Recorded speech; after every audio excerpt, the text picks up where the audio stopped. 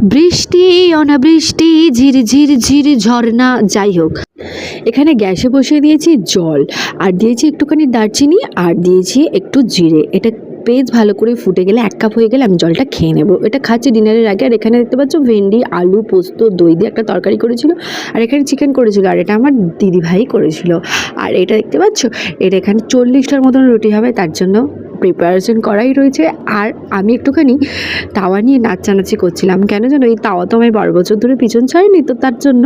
তো চলো, এখানে দেখতে পাচ্ছ বেলাবেলি চলছে, আর এখানে শেখাশেখি চলছে, তো রুটি করে নিচ্ছি। আর প্রত্যেক দিনের মতন আমি 3টে করে পরোটা ভাজি আর কি। তার জলটা দেখতে পাচ্ছ, এই যে 1 কাপের মতো জল হয়েছে। আর আমার ছেলে সপ্তাহে 2 দিন ফাস্ট ফুড চাই, তো সেটাই খাচ্ছে আর কি। ওর বাবা প্রত্যেক দিন হচ্ছে রুটি স্কিপ করে দেয় আর কি।